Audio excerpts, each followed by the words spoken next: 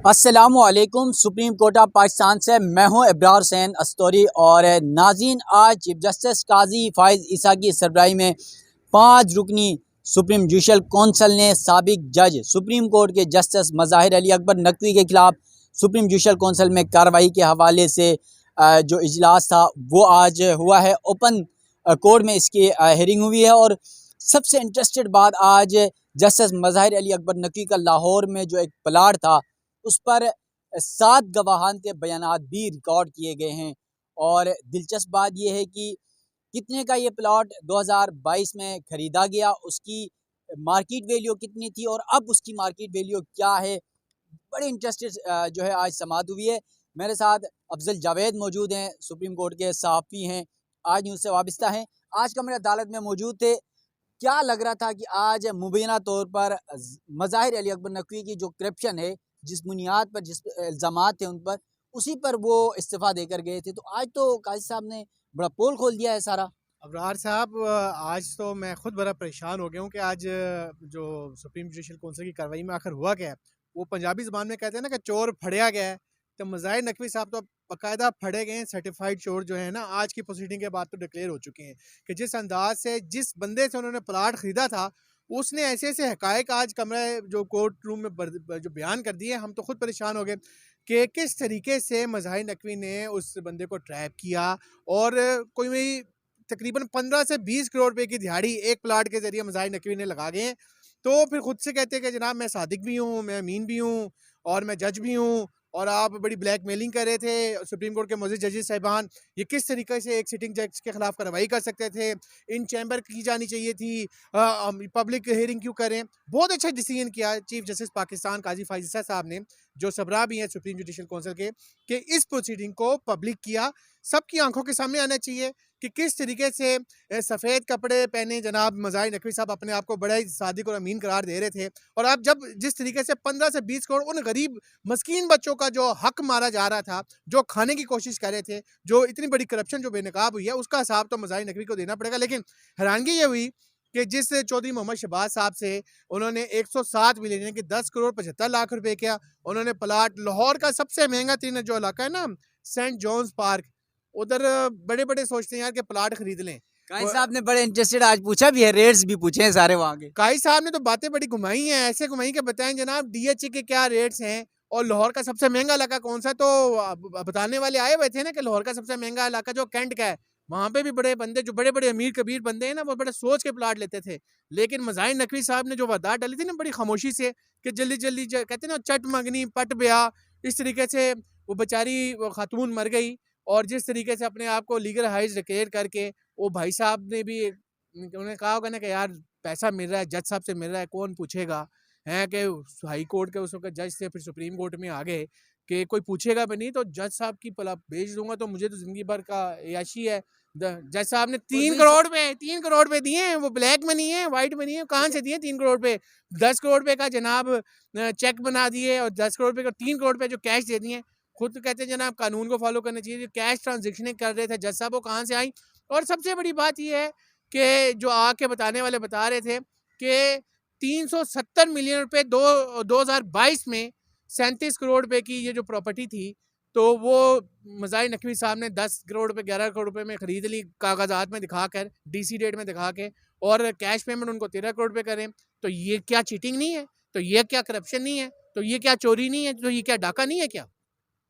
यकीनन ये तो आप बिल्कुल दुरुस्त कह रहे हैं। जिस तरह कमरे अदालत में आज ये बताया गया कि 2022 में जब ये प्रॉपर्टी खरीदी गई तो उस वक्त 10 करोड़ पे खरीदी गई और उस वक्त मार्केट जो वैल्यू थी, उसकी जो रेट था वो 27 करोड़ का था। और अब उसकी जो मौजूदा रेट है वो बताया गया अदालत में कि 37 करोड़ है। फिर वहाँ पर बिल्डिंग भी बन चुकी है, एक बंगला बन चुका है। अब बंगला बनने के बाद तो आपको पता है उसकी प्रॉपर्टी की वैल्यू जो है वो शायद 50 करोड़ 60 करोड़ से ऊपर की होगी। तो आज जो गवाहान पेश हुए, कितने गवाहान पेश किए गए अदालत के सामने और गवाहान की जानिब से क्या कहा गया? देखिए, आज कुल मिला के कुछ 7 गवाह जो हैं प्रोसिक्यूशन की जानिब से अदालत में पेश किए गए। और वो पहले कह रहे थे मज़ाहिर नकवी साहब मैं तो बिल्कुल केस लड़ूंगा, मैं बड़ा बेगुनाह हूँ और जस्टिस चाहता हूँ और आखिर तक जाऊँगा। सबसे पहले तो उन्होंने लेटर भेज दिया सुप्रीम जुडिशल काउंसिल की सेक्रेटरी साहिबा को कि भाई मैं तो अपना वकील ही विड्रॉ कर रहा हूँ, मैंने तो अपना अटॉर्नी कैंसिल कर दिया। बेचारे ख्वाजा हारिस साहब इतने अच्छे वकील हैं, वो भी अब क्या करें, इतने अरसे से जैसे मज़ाहिर नकवी साहब को जो इनोसेंट ईमानदार डिक्लेयर कर रहे थे, आज वो भी जुडिशल काउंसिल के सामने बेचारे बेबस दिखाई दिए कि जी उन्होंने तो मेरा वकालतनामा ही वापस ले लिया है, तो मैं इस केस को नहीं लड़ सकता। लिहाजा पता तो मज़ाहिर नकवी साहब को था कि उनकी हर चीज़ खुल के सामने आ गई है, तमाम रिकॉर्ड सामने चला गया और बड़ा इंकशाफ, बड़े ईमानदार बने फिरते हैं कि जनाब मज़ाहिर नकवी साहब के जनाब मैं बड़ा सादिक और अमीन था और मेरे ऊपर करप्शन के झूठे बेबुनियाद इल्ज़ाम लगाए गए। वो 5 करोड़ रुपया स्मार्ट सिटी लाहौर से वो किस तरीके से उन्होंने लिया, अपने मुंह के ऊपर कालक उन्होंने मल ली। वो उनको नज़र नहीं आ रहा था कि भाई स्मार्ट सिटी लाहौर किस कैपेसिटी में एक सिटिंग जज की तरफ से पैसे एक प्राइवेट शहरी को कैसे दे सकता है। वो आप बताएं, आपको नज़र नहीं आ रहा था, हमें नज़र नहीं आ रहा था और मौजूद जितने भी जुडिशल काउंसिल के मेंबरान बैठे थे वो सब हैरान के हैरान रह गए। और अटॉर्नी जनरल बार बार कहा कि मिलोड अभी बात खत्म नहीं हुई। चीफ जस्टिस साहब कह रहे थे कि ठीक है इसका स्टेटमेंट रिकॉर्ड करूँ का, नहीं, एक बहुत बड़ा टेक्निकल पॉइंट मैं आपको बताना चाहता हूँ।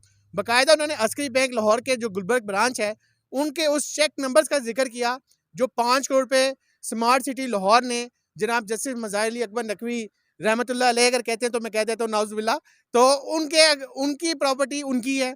लाहौर स्मार्ट सिटी का क्या लेना देना भाई उनकी उस प्रॉपर्टी से? क्या कोई आपस में डील हो रही थी? क्या मज़ाहिर नकवी और उनके बेटे जो है को कारोबार करें? तो ये क्लैश ऑफ इंटरेस्ट नज़र नहीं आ रहा आपको अस्तूरी साहब? फिर कहते हैं कि यार मेरे खिलाफ मीडिया में प्रोपेगेंडा कर रहा है, सोशल मीडिया पे ट्रोलिंग हो रही है और बेचारे हमारे वर्किंग जर्नलिस्ट जब सवाल कर लें तो कहते हैं नहीं नहीं नहीं, वीडियो नहीं बनानी, सवाल नहीं करना, मैं जज हूँ। तो अब कहाँ गई वो जस्टिस? आई ना, खुद आई ना, फेस करें ना इस करप्शन का, क्यों नहीं करते इस करप्शन का सामना वो? अच्छा, वैसे मज़ाहिर नकवी साहब का इस मुकदमे के हवाले से उनके ऊपर ये भी तो एलिगेशन है कि इस मुकदमे का फैसला भी बतौर हाई कोर्ट जज उन्होंने खुद किया था और उसके बाद ये सेटलमेंट हुई। अहे बेचारा अल्लाह ताला मग़फ़िरत फरमाए, वो क्या नाम था उन खातून का, यहाँ पे मैंने लिखा था बिस्मा बिस्मा वारसी। वासी साहिबा, अल्लाह ताला उनके दर्जात बुलंद करे। अब देखें 2 नंबरी देखें जज साहब की कि उनके 3 लीगल हाइट से 3 यानी कि बेटे थे, नाबालिग बेटे थे। साज़बाज़ की उनके शोहर को बुलाया जज साहब ने और उनके बेटे ने, क्या पता नहीं उन्होंने गिदड़ सिंगी की कि वो प्लाट जो 25-27 करोड़ रुपए का उस 2022 में उस वक़्त मालियत बनी थी, जो आज इस वक़्त 37 करोड़ रुपए से ज़्यादा की मालियत का प्लाट है, उसको 10 करोड़ रुपए में डीसी रेट पे बिकवाया, 13 करोड़ रुपया उसको जेब में डाला। वो छोटे-छोटे बेचारे मासूम नाबालग बच्चों का क्या कसूर कि जनाब जिनकी प्रॉपर्टी के ऊपर एक जज साहब एक मैं तो कहूँगा अज़्दहा बन के बैठ गए थे कि किसी तरीके से ये प्रॉपर्टी हड़प कर लें। जल्दी-जल्दी हर तरफ अपना सूख इस्तेमाल किया होगा उन्होंने। आप ये देखें लाहौर हाई कोर्ट की नादरा ब्रांच में किसी जर्नलिस्ट का तो नहीं बनता, किसी वकील साहब को भी पता नहीं वहाँ पे फैसिलिटी होती है। हम तो यहाँ सुप्रीम कोर्ट आते हैं, हमें तो कहते हैं जी जनाब जो कानूनी तरीकाकार है उसको फॉलो करें, वहाँ से जाके बनवाएं। तो वहाँ पे एक प्राइवेट शहरी के बच्चों के नादरा के सर्टिफिकेट्स जो है अपडेट हो रहे हैं। पहले एक बच्चा बताया, झूठ बोला, पकड़ा गया। चीफ साहब कहते हैं यार ये तुमने तो बड़ी 2 वैसे नंबरी उन्होंने की है। अदालत के सामने भी आज कुछ बातें एग्री की हैं शहबाज साहब ने। शहबाज साहब ने तो बहुत कुछ एग्री कर लिया। क्या कहा उन्होंने? उन्होंने कहा जी नहीं जी मुझे माफ़ कर दें, मेरे से गलती होगी। मुझे तो मज़ाहिर नकवी उनके बेटे ने कहा था कि आप मुझे बस 30 जून 2022 से पहले ये प्लाट किसी तरीके से ट्रांसफ़र कर दें।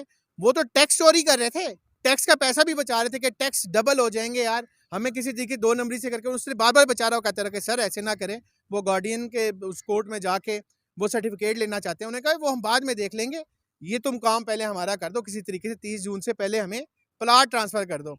तो 2 नंबरी की इंतहा है, जिसका कहते हैं ना जिसका फुद्दू लगता है वो फुद्दू लगाई जाता है। वैसे ये भी तस्वुर किया जाता था जब मज़ाहिर नकवी जज थे सुप्रीम कोर्ट में, तो हम सारे बैठ के सोचते थे मज़ाहिर नकवी के साथ जो है ना वो ज़्यादती हो रही है, नाइंसाफ़ी हो रही है। क्या आज आंखें खुल गई हम सब की? यार वो जिस तरीके से आते थे हमारे सामने बहुत सारे ख़ास तौर पे लाडले थे, माज़रत के साथ हमारे साबिक़ चीफ जस्टिस उमर अता बंदयाल के, अक्सर उनके साथ बिठाया था उन्होंने। राइट पे होते थे और लेफ्ट पे एजाजुल एहसन साहब बैठते थे और किस तरीके से रिमार्क्स देते थे, इतना गरजते थे, बरसते थे। तो गरजना बरसना कहाँ चला गया? कहते हैं ना अल्लाह की ताला की लाठी बड़ी बेआवाज़ होती है। अब आया ना मकाफ़ात अमल शुरू हुआ कि किस तरीके से लाठी घूम के वापस आई है और उसको अब लग रही है। अब तो पता चलेगा। मैं तो देख रहा हूँ कि जिस तरीके से सुप्रीम जुडिशल काउंसिल की कार्रवाई चल रही है ना अबरार सुरी साहब, वो बेचारे जो बच्चे हैं ना 3, मुझे लग रहा है वो करोड़पति बनने वाले हैं। मैं आपको अभी से अपने ये ऑब्जर्वेशन दे रहा हूँ, गलत हो शायद, लेकिन वो तीनों बच्चे ज़रूर आने वाले दिनों में करोड़पति बन जाएंगे। यकीनन जिनका हक है वो उनको हक मिलना भी चाहिए। ये आज सुप्रीम कोर्ट में सुप्रीम जुडिशल काउंसिल की ये कार्रवाई थी। चीफ जस्टिस काजी फाइज ईसा 5 रुकनी जो कौंसल है उसकी सरबराही कर रहे थे। और जस्टिस मज़ाहिर अली अकबर नकवी जिन्होंने इस्तीफ़ा दिया था, उनके खिलाफ सुप्रीम जुडिशल कौंसिल में 10 शिकायत थी। उन शिकायत की बुनियाद पर ही वो इस्तीफ़ा दे के गए। उसके बाद जस्टिस एजाज़ुल हसन ने भी इस्तीफ़ा दिया। तो बहुत सारी कयास आराइयाँ हो रही थी कि मज़ाहिर नकवी के साथ नाइंसाफ़ी हो रही है, एजाज़ुल हसन के साथ नाइंसाफ़ी हो रही है।